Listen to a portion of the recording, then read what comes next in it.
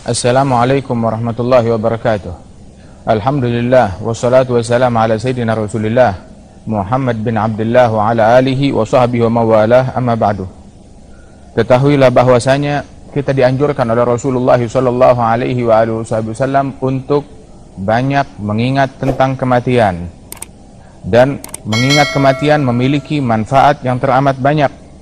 Di antaranya adalah barang siapa yang banyak mengingat kematian, maka dia akan memperpendek panjangnya cita-cita daripada mengumpulkan hal-hal duniawi hingga lupa kepada akhirat. Kemudian juga orang yang banyak mengingat kematian, dia akan semakin zuhud di dunia dan akan semakin puas dan ridha tentang apa yang Allah Ta'ala berikan kepadanya di dunia ini. Mengingat kematian akan membuat seseorang lebih semangat di dalam mengejar akhirat, dan banyak mengingat kematian akan membuat seseorang lebih semangat di dalam memperbanyak amalan-amalan yang diridhai oleh Allah Subhanahu wa taala.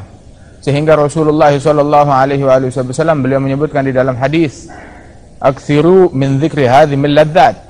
Perbanyaklah kalian di dalam mengingat tentang kematian. Dan di sini kematian dinamakan hadhimil ladzat, sesuatu yang menggempur segala kelezatan. Sebab di detik-detik awal-awal kematian, saat itulah segala kenikmatan yang pernah dirasakan oleh insan seolah-olah itu hilang begitu saja, pergi begitu saja, seolah-olah dia tidak pernah merasakan kenikmatan sama sekali, dikarenakan dahsyatnya gempuran-gempuran awal sakaratul maut tersebut. Dan ketahuilah kematian tidaklah diingat di sesuatu yang sedikit, melainkan akan menjadi banyak, dan tidaklah dikenang kematian di sesuatu yang banyak, melainkan menjadi sedikit. Artinya tidaklah kematian dikenang bersama amalan yang sedikit, melainkan akan membuat seseorang semakin giat untuk memperbanyak amal ibadat, amal soleh itu. Dan tidaklah kematian dikenang di hadapan sebuah cita-cita yang panjang untuk mengejar hal-hal duniawi, melainkan ketika teringat akan kematian, ingatan ini akan mempersedikit, akan mencukur daripada cita-cita yang panjang tersebut karena ingatan kematian tersebut. Ketahuilah bahwasanya ghaflah, lalai akan perkara akhirat dan berpaling dari akhirat secara keseluruhan, tergila-gila di dalam mengumpulkan dunia secara totalitas, sibuk dengan dunia hingga lupa kepada akhirat, itu memiliki sebab. Sebab yang pertama mungkin disebabkan dikarenakan panjangnya cita-cita. Dan sebab yang kedua dikarenakan ragu akan keberadaan akhirat. Ketahuilah ragu akan keberadaan akhirat itu merupakan kekufuran. Artinya dia ragu akan akhirat, ragu akan adanya surga, ragu akan adanya neraka, ragu akan adanya Allah Subhanahu wa taala, itu adalah kekufuran. Dan manakala lalainya disebabkan keraguan ini, maka itu sangatlah berbahaya, sebab itu menjurus kepada kekufuran. Namun kalau lalainya dikarenakan panjangnya cita-cita, karena terlalu doyan dengan hal-hal duniawi, maka hal tersebut memang parah, akan tetapi juga tidak separah daripada keraguan akan akhirat tersebut. Dan yang membedakan ghaflah, kelalaian akan akhirat dikarenakan panjangnya cita-cita ataupun dikarenakan keraguan akan akhirat, maka yang membedakan ketika dia ditimpa dengan sakaratul maut, ketika dia ditimpa dengan suatu penyakit yang menjurus kepada kematian dia, maka seseorang tersebut akan ingin insaf, ingin taubat, ingin kembali, ingin taat kepada Allah Subhanahu wa taala, dan dia menyesal karena sepanjang hidupnya telah lalai daripada amalan akhirat, ditipu dengan cita-citanya hingga datang saat-saat kematian dia akan menyesal ketika hal tersebut datang. Adapun orang yang lalainya disebabkan keraguan akan akhirat, ketika datang saat-saat sakit keras, saat-saat sakaratul maut, maka dia akan merasakan penyesalan, tapi penyesalannya bukan karena kehilangan kesempatan untuk beramal soleh, tapi penyesalannya karena dia akan berpisah dengan dunia, khawatir berpisah dengan anak, khawatir berpisah dengan harta, khawatir anak keturunannya akan menjadi telantar, perusahaannya akan menjadi telantar. Nah, itulah yang membedakannya. Karenanya itu perbaikilah diri kita dan bersiaplah untuk kematian sebelum datangnya saat-saat kematian tersebut. Rasulullah sallallahu alaihi wasallam beliau bersabda, "Ja'al mautu bima fih, ja'atir rajifah tatba'uha ar-radifah." Sungguh telah datang kematian, berikut hal-hal besar yang ada di balik kematian tersebut. Telah datang tiupan sangkakala yang pertama, tiupan yang membuat manusia semuanya kembali kepada Allah Ta'ala menjadi mati. Dan tiupan yang kedua adalah tiupan yang membangkitkan manusia ke padang mahsyar tersebut. Rasulullah SAW ketika beliau pernah ditanya, Anil Akiyas, siapa gerangan para cendekiawan? Siapa gerangan orang-orang pandai? Maka Nabi Muhammad SAW mendefinisikan orang-orang pandai. Orang pandai bukan orang yang punya gelar banyak, bukan orang yang sekolah tinggi. Orang pandai bukan orang yang bisa mengatur perusahaan besar ataupun dia memiliki bisnis yang besar. Namun orang pandai disebutkan oleh Rasulullah ketika ditanya, siapa gerangan al-akyas, para cendekiawan, orang pintar, orang pandai? Maka dikatakan oleh Rasulullah, aktsaruhum lil mauti dzikra wa ahsanuhum lahu isti'dada, ulaika al-akyas dhahabu bi syarafid dunya wa na'imil akhirah. Orang para cendekiawan, orang-orang pandai, orang-orang pemikir yang cerdas, mereka adalah orang yang paling banyak mengingat kematian, orang yang paling baik persiapannya untuk kematian. Mereka itulah para cendekiawan, mereka itulah para orang-orang pandai, kata Rasulullah, yang mana mereka telah pergi memboyong, membawa segala kemuliaan dunia dan memborong habis daripada kenikmatan yang ada di akhirat. Mereka memborong kenikmatan dunia dan memborong kenikmatan akhirat.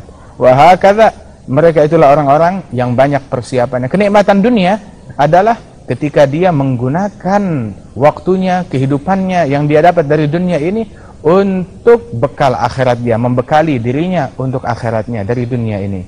Dan karenanya itu, zikir kematian, mengingat kematian yang manfaat, bukan seseorang berkata mati, mati, mati, mati, kematian, kematian. Bukan itu, bukan sekedar kalimat itu.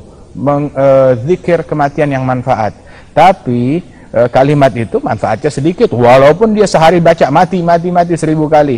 Bukan itu, tetapi mengingat kematian artinya dia mengingat bagaimana keadaannya saat sakaratul maut, bagaimana rasanya sakaratul maut, bagaimana keadaannya ketika dia menyaksikan akhirat, apa yang tersisa dari ajalnya, dengan hal yang bagaimanakah dia akan ditutup umurnya, akan ditutup ajalnya, dan akan kemanakah dia akan kembali setelah dia wafat, bagaimana keadaan para pendahulu dia dari kawan-kawannya, teman-teman yang telah wafat lebih dahulu, bagaimana keadaan mereka sekarang. Dia fikirkan mereka apa yang mereka lakukan sekarang, apa yang bisa manfaat sekarang, apa yang mereka punya sekarang, apa kenangan mereka sekarang. Dia berfikir hal-hal ke depan. Nah, itulah yang disebut zikrul maut, mengenang akan kematian. Bayangkan ketika dia sudah ada di dalam lubang kuburnya, ketika ditutup papannya, bagaimana keadaan dia. Itulah makna mengenang kematian.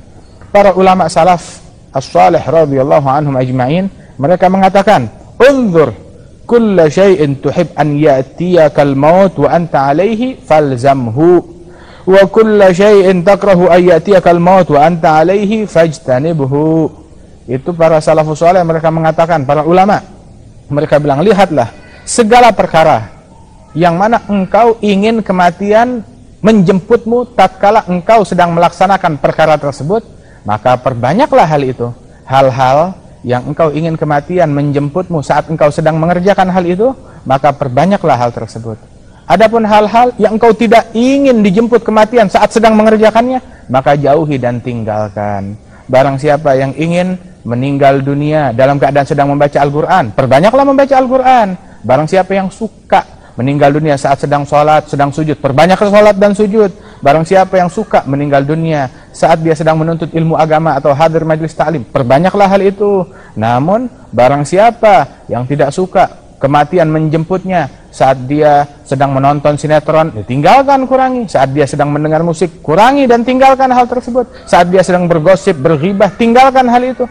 Apa engkau suka datang kematian saat engkau sedang bermaksiat kepada Allah Ta'ala, maka jauhi daripada kemaksiatan. Jangan datang kematian saat engkau sedang melihat yang haram, mendengar yang haram, mengucapkan yang haram, melakukan yang haram, di tempat yang haram, memakan atau meminum yang haram, bergaul dengan pergaulan yang diharamkan oleh Allah Subhanahu wa taala. Hal-hal yang kau tidak suka kematian menjemputmu di saat itu, maka tinggalkan hal tersebut. Saudara-saudara sekalian, sesungguhnya rasa ketidaksukaan akan kematian itu perkara yang biasa. Orang tidak suka kepada kematian, artinya hampir-hampir semua orang tidak suka kepada kematian. Sebab kematian itu sakit, pedih, memisahkan insan antara dia dan kekasihnya, antara dia dan hal-hal yang biasa dia nikmati dari dunia ini. Rasulullah Shallallahu Alaihi Wasallam tatkala pernah bersabda di dalam sebuah hadis, "Man ahabba liqa Allah, ahabballahu liqa'ah, wa man kariha liqa Allah, karihallahu liqa'ah." Rasulullah pernah bersabda, barang siapa yang menyukai perjumpaan dengan Allah, maka Allah pun suka perjumpaan dengannya. Barang siapa yang benci kepada perjumpaan dengan Allah, maka Allah pun juga benci untuk berjumpa dengan orang tersebut. Maka Siti Aisyah waktu mendengar hadis ini, beliau bertanya kepada Rasulullah sallallahu alaihi wasallam, "Ya Rasulullah, kulluna nakrahul maut." Ya Rasulullah, kita semuanya enggak suka kematian. Artinya karena kematian itu sakit, kematian itu pedih. Maka Rasulullah menjelaskan makna suka akan kematian atau benci kepada kematian.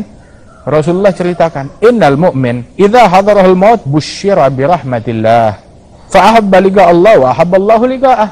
Seorang mukmin ketika datang saat-saat kematian dia, maka dia ditunjukkan di hadapannya rahmat Allah, diberikan kabar gembira akan rahmat Allah yang siap menantinya di ujung sana. Maka di saat itulah dia pun suka dan menginginkan perjumpaan dengan Allah, dan Allah pun juga suka dan menginginkan perjumpaan dengan hamba yang suka perjumpaan dengan Allah tersebut.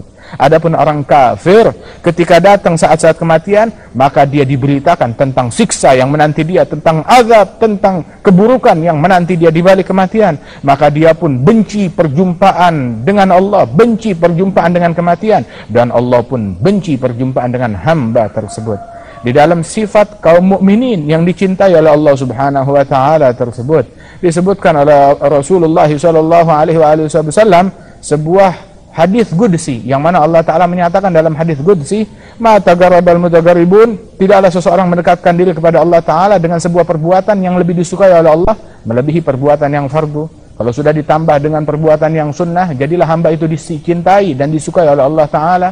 Hingga hamba itu melihat dengan Allah, mendengar dengan Allah, menyentuh dengan Allah, berjalan dengan Allah. Bila dia meminta, pasti dikabulkan oleh Allah. Bila dia berlindung, pasti dilindungi oleh Allah Ta'ala.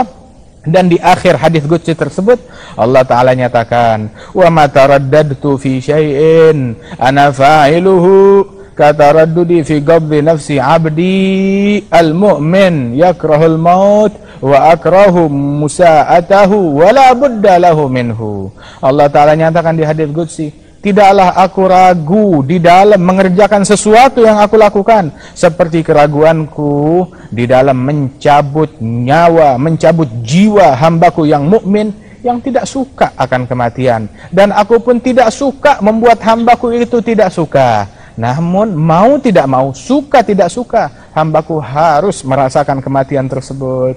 Dan inilah kelembutan dan kasih sayang dari Allah Subhanahu wa taala terhadap hamba-hamba yang dicintai, yang dikasihi oleh Allah Subhanahu wa taala. Ketahuilah bahwasanya Allah Subhanahu wa taala mensifatkan seorang mukmin yang benci kematian, padahal mukmin ini adalah seorang wali yang dikasihi oleh Allah Subhanahu wa taala, tetapi masih ada rasa ketidaksukaan kematian dari sisi yang barusan disebutkan. Dan diriwayatkan Sayyidina Musa ala nabiyina wa alaihi afdhalus salawat wassalam, dalam Sahih Bukhari disebutkan ketika datang malaikat maut menjemput Nabi Musa, maka ketika dia masuk tanpa izin dan berkata, "Saya ingin menjemput engkau, ingin mencabut ajalmu," maka segera ditampar dan ditempeleng oleh Sayyidina Musa. Hingga disebutkan hal tersebut di dalam Sahih Bukhari. Maka malaikat itu berkata, "Ya Rabb, engkau kirim aku kepada seorang nabi yang benci kematian." Maka Kebencian Nabi Musa akan kematian tersebut karena dia masih ada tugas untuk membawa, dia merasa Nabi Musa masih ada tugas untuk membawa Bani Israel memasuki Ardul Muqaddasah, ingin dekat ke tanah suci, ke Baitul Maqdis. Sehingga ketika akhirnya datang malaikat maut sesuai perintah Allah Subhanahu wa taala, Allah taala katakan kepada malaikat maut, "Bawalah banteng ini ke hadapan Nabi Musa dan suruh dia meletakkan tangannya di atas bulu-bulu yang ada di banteng ini. Dia usapkan tangannya di situ. Setiap satu lembar bulu, maka akan aku tambahkan 1 tahun dari umurnya." Ketika diberikan hal itu kepada Nabi Musa bertanya, "Setiap satu lembar bulu 1 tahun?" 1 tahun. Setelah itu apa? "Seandainya aku usap hingga 1000 lembar bulu, 1000 tahun. 1000 tahun. Setelah itu apa? Setelah itu kematian. Mau tidak mau harus kematian." Maka Nabi Musa mendengar hal yang demikian, "Idzan minal an." Kalau memang ujung-ujungnya kematian, kalau begitu dari sekarang aku sudah siap, kata Nabi Musa. Dan dicabut nyawanya Nabi Musa, dan beliau di akhir hayatnya meminta untuk didekatkan jenazahnya, wafatnya dengan Ardil Muqaddasah, dengan tanah suci di Baitul Maqdis, hingga kuburannya dikenal dekat tanah suci di Baitul Maqdis. Ala nabiyina alaihi afdhalus salawat wa azka taslim. Artinya, benci akan kematian tersebut dari sisi yang wajar, dari sisi yang manusiawi itu adalah sesuatu yang terjadi terhadap orang-orang yang memiliki kesempurnaan dalam ma'rifahnya kepada Allah, dalam keyakinannya kepada Allah Subhanahu wa taala, dalam cahaya yang besar di dalam hatinya. Akan tetapi mereka, orang-orang tersebut, disebutkan bahwasanya umumnya ahlul iman, umumnya orang-orang ahlul iman, mereka betul menyukai kematian karena di dalam kematian itu terdapat perjumpaan dengan Allah Subhanahu wa taala, perjumpaan dengan nikmat yang dijanjikan oleh Allah Subhanahu wa taala. Kembali sudah ke titik aman, ke titik keselamatan dalam kematian tersebut. Pergi meninggalkan dunia, tempatnya bala, tempatnya musibah, tempatnya kesulitan, tempatnya problem. Dan mereka, orang-orang ahli iman, umumnya benci kematian dari sisi karena tabiat nafsu mereka, di mana dalam kematian itu ada rasa sakit. Mereka tidak suka rasa sakit, berpisah dengan orang-orang yang mereka kasihi, ataupun juga di antara mereka itu karena habis kesempatan untuk menambah amal soleh dalam mendekatkan diri kepada Allah Subhanahu wa taala dengan datangnya ajal dan kematian tersebut. Alhasil setiap kali keimanan semakin kuat, kebencian akan kematian itu semakin berkurang, semakin sedikit. Namun setiap kali keimanan makin lemah, makin sedikit, kebencian akan kematian pun juga akan semakin besar. Semoga Allah taala memberikan hidayat dan bimbingan kepada kita sekalian. Seseorang hendaknya dia meminta kepada Allah Subhanahu wa taala yang terbaik dari Allah taala, disabdakan oleh Rasulullah, adalah panjang umur dalam ketaatan kepada Allah Subhanahu wa taala. Panjang umur di dalam mentaati Allah taala itu adalah sesuatu yang terpuji, sesuatu yang baik, sesuatu yang bagus. Rasulullah sallallahu alaihi wasallam di dalam hadis mengatakan, "Khairukum man tala umruh wa hasuna amaluh." Yang terbaik di antara kalian adalah yang umurnya panjang, yang amalannya bagus. Setiap kali umur panjang di dalam mentaati Allah Subhanahu wa taala, maka pahala yang dia dapat makin banyak, derajat yang dia capai makin tinggi. Namun panjang umur apabila dihabiskan bukan di dalam ketaatan kepada Allah taala, maka yang ada adalah bencana, yang ada adalah keburukan, yang ada adalah musibah. Akan semakin banyak kejahatan yang dia timbun, akan semakin banyak kesalahan yang dia lakukan. Barang siapa seseorang dia berharap, saya ingin panjang umur di dunia untuk menambahkan amalan-amalan soleh yang mendekatkan diri kepada Allah taala. Kalau memang betul demikian, bersama umur yang panjang, dia giat beramal, dia semangat dan di dalam mentaati Allah taala, menjauhi hal-hal yang menyibukkan dia dari perkara akhirat. Ya, kesibukan duniawi dia kurangi untuk demi perkara akhirat, maka ini fabis shadiqina asbah, mirip dengan kaum shadiqin yang memiliki kesungguhan di dalam berniat, dalam bertekad. Tapi dia bilang, saya ingin panjang umur untuk taat kepada Allah, cuma dia malas-malesan dalam melakukan amal soleh. Maka orang ini termasuk adalah orang yang berdusta kepada dirinya sendiri, berdusta kepada Allah Subhanahu wa taala, hanya cari-cari alasan membela diri ingin panjang umur, tapi bukan untuk mentaati Allah Subhanahu wa taala, namun untuk mengumpulkan dunia karena tamak dan rakusnya akan perkara-perkara duniawi. Karenanya itu amal soleh tidak dimungkinkan kecuali ketika seseorang masih hidup di dunia. Ketika dia hidup di dunia, nah itulah dunia ini adalah tempat untuk beramal, tempat untuk mendekatkan diri kepada Allah Subhanahu wa taala di dunia, tempat untuk kita menabung, tempat untuk kita menanam. Yang mana selain di dunia nggak ada. Akhirat tempatnya balasan. Dunia bukan tempatnya balasan.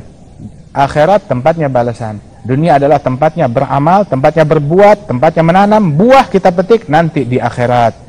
Dan ketahuilah bahwasanya kita fikirkan hal tersebut. Jangan kita mau mencari buah kita di dunia. Jangan kita mau mencari hasilnya ataupun balasannya di dunia.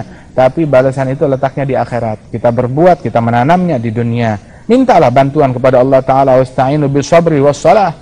Meminta bantuan kesabaran kepada Allah Subhanahu wa taala. Giatlah dalam beramal, giatlah dalam mendekatkan diri kepada Allah Subhanahu wa taala sebisa kita. Kapan ada waktu untuk berbuat baik, kita lakukan perbuatan baik tersebut. Dan perbuatan baik beragam jenisnya. Ada zikir, ada sedekah, ada silaturahim, ada bakti kepada ibu bapak, ada membaca Al-Quran, ada hadir majelis ilmu, ada membantu orang lain, ada berinfak, ada menolong orang yang kesusahan, yang terkena musibah, dan beragam jenis-jenis kebaikan tersebut. Bersegeralah melakukan amalan-amalan soleh kapanpun kita ada kesempatan untuk melakukannya, sebelum datangnya ajal yang menjemput kita secara mendadak. Sebab engkau adalah sasaran, anta urbatul afati, engkau adalah sasaran dari kematian, sasaran dari penyakit, sasaran dari musibah yang bisa datang sewaktu-waktu. Ketika datang saat tersebut tanpa berita, tanpa peringatan kepada kita sekalian. Karenanya bersiaplah akan hal tersebut sebelum datangnya kematian. Sebab umurmu itu adalah modal utamamu untuk meraih kebahagiaan yang abadi di sisi Allah Subhanahu wa taala. Jangan kita habiskan waktu-waktu dari umur kita, hari-hari, jam-jam dari umur kita, jangan kita habiskan untuk hal-hal yang tidak berguna, yang tidak mengandung kebaikan, yang tidak mengandung manfaat. Akhirnya malah membuahkan penyesalan besar besok di hari kiamat, menjelang saat-saat kematian menjemput kita. Dan di saat itulah seseorang akan mengetahui betapa amat mahalnya kadar 1 menit yang dia lalui, betapa berharganya setiap tarikan nafas. Setiap nafas dari nafas-nafasmu adalah bagaikan berlian yang tak ternilai harganya. Berlian yang hilang dapat dicari gantinya, namun nafas yang hilang semenit yang lalu siapa yang bisa mengembalikan? Sejam yang lalu siapa yang bisa mengembalikan? Yang pergi saat-saat dan jam-jam tersebut untuk televisi nggak bisa dikembalikan lagi. Yang pergi jam-jam tersebut untuk mendengar hal-hal yang tidak baik didengar, siapa yang bisa mengembalikan dan mengulang? Tidak ada saat-saat pengulangan bagi waktu-waktu tersebut apabila sudah berlalu. Nah, karenanya itu diriwayatkan bahwasanya ketika seseorang besok dia wafat dan meninggal dunia, Allah Subhanahu wa taala jadikan 24 jam itu bagaikan 24 peti, 24 lemari. Itu yang mewakili setiap peti, setiap kotak itu adalah jam yang dia lalui. Kalau dia lihat, dia buka, di dalamnya itu jam itu dia isi dengan amal baik, dia dapati cahaya dan pahala. Kalau dia tidak isi dengan amal baik, dia dapati kosong melompong. Kalau dia lakukan jam tersebut, dia isi dengan kemaksiatan dan keburukan, dia dapati ular dan siksa yang menanti dia di setiap kotak yang mewakili jam yang dilalui dalam 24 jam tersebut. Nah, karenanya itu ketika seseorang di hari kiamat melihat kotak dia kosong melompong, dia akan sangat menyesal ketika melihatnya. Bagaimana kalau dia temukan kotak itu berisi azab dan siksa dari Allah Ta'ala, dan penyesalan di hari tersebut tidak membawa manfaat. Mudah-mudahan Allah Subhanahu wa taala memakmurkan waktu kita, memakmurkan hidup kita, memakmurkan hari-hari kita dengan hal-hal yang membawa keberuntungan bagi kita di dunia dan di akhirat. Amin ya rabbal alamin. Allahumma arzuqna husnul khatimah, Allahumma arzuqna al-isti'dad lil maut, Allahumma arzuqna dzikral maut, Allahumma arzuqna al-iqbal alaik ya kabir ya muta'al. Wa sallallahu ala sayyidina Muhammadin wa ala alihi wasallam. Walhamdulillahi rabbil alamin. Wassalamualaikum warahmatullahi wabarakatuh.